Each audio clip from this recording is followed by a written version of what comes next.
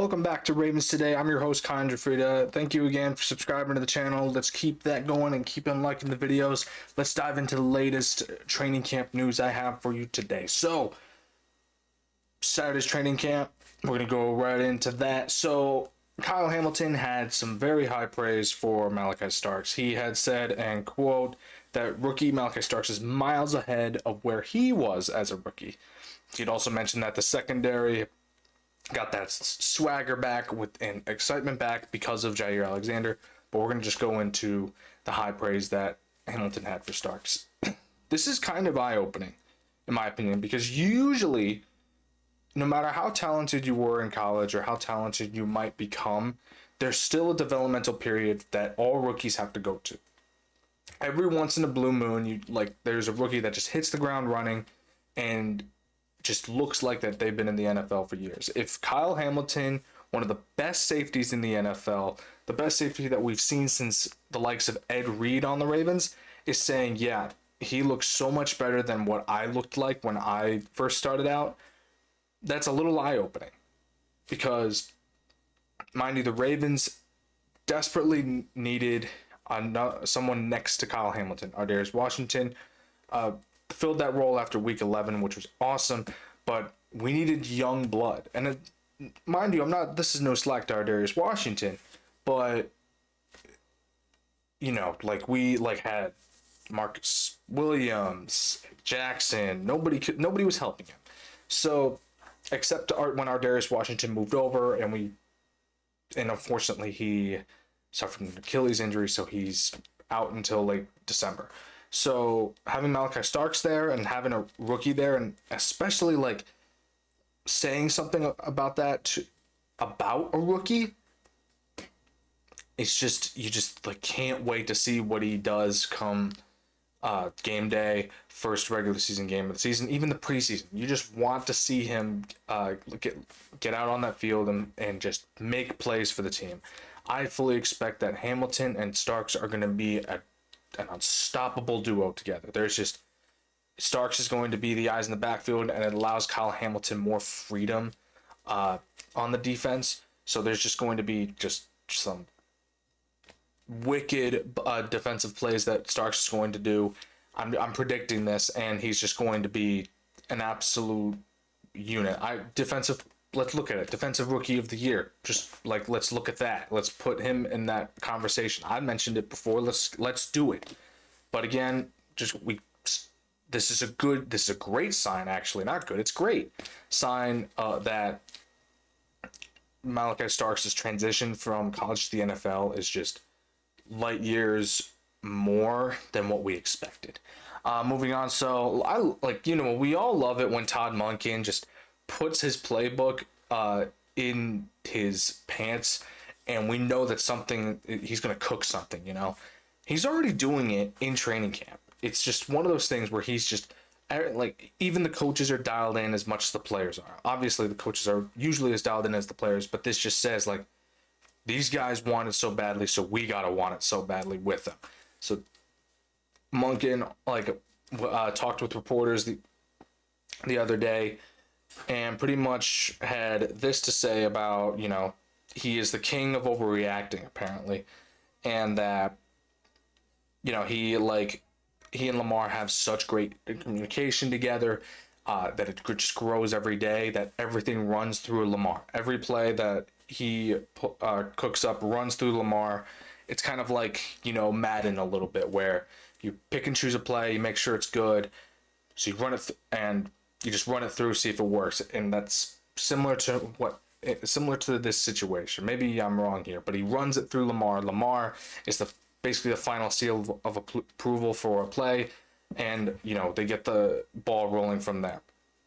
It's just wonderful to see that Monken has such great communication with Lamar Jackson, and he values Lamar's input more than anything. For any new plays that they can conjure up together. So you remember Lamar and Monken had that conversation with Bateman, but if you remember the Tampa Bay Buccaneers game last season, on that long ball to Bateman, that was them. That was the three of them together communicating that. So that just shows how well Monken is communicating with his quarterback, with his wide receivers. He's just already got his playbook in his pants, so we know that he's just already cooking plays in training camp.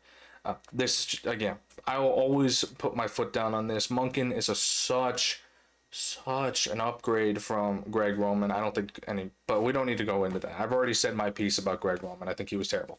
But moving on here. So Tyler Loop, I'm thinking he's going to win the kicker competition here. I'm sorry, Hoyland, but it just is.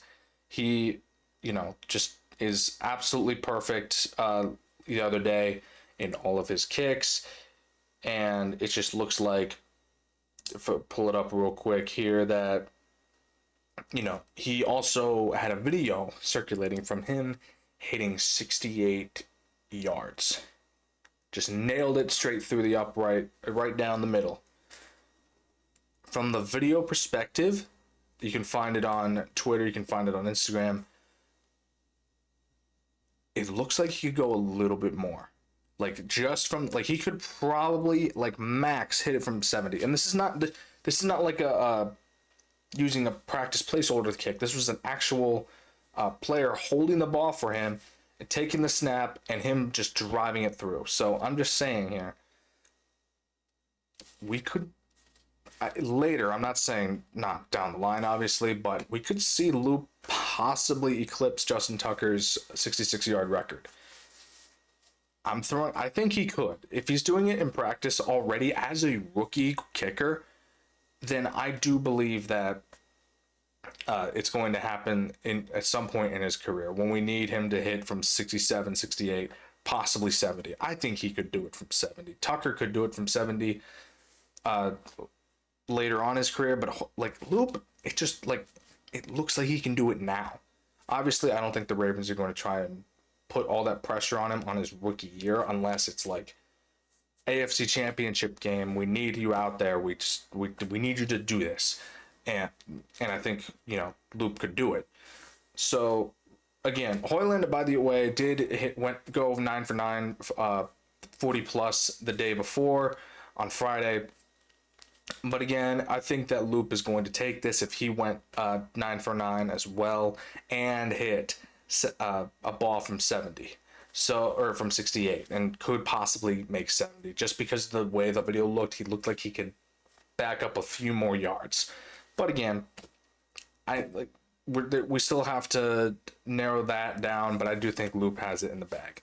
Like I've previously said, no offense to Hoyland, I just think that Loop is going to just shine a little bit brighter here.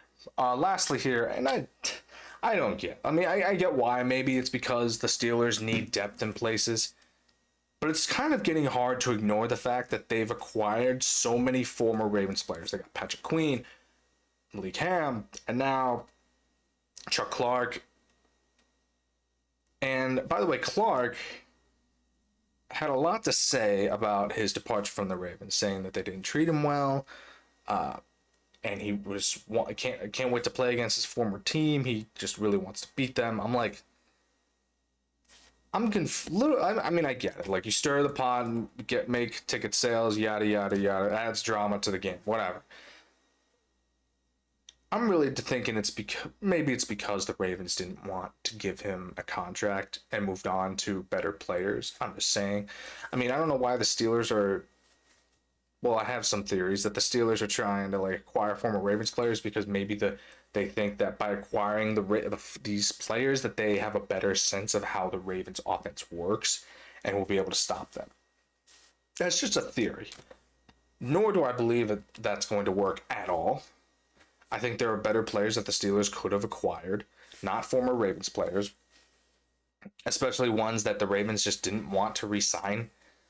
And the Ravens upgraded more so by acquiring other players and rookies. So, again, just my theory here that they think that by acquiring former Ravens players, there's going to be a lot more knit and grit, a lot more understanding of how the Ravens offense works. But If that's just a theory, but if that's really the game plan, all right, good luck. We'll see you twice in a year, and we'll beat you twice in a year, every year until you figure it out, which you never will. The only reason the Ravens lose to the Steelers is because the Ravens lose to the Ravens. But that's just me. And good luck with Aaron Rodgers as your quarterback. Thank you for tuning in to Ravens Today. I'm your host, Connor Gioffreda. Again, make sure to keep subscribing to the channel, like the videos. I will catch you all later.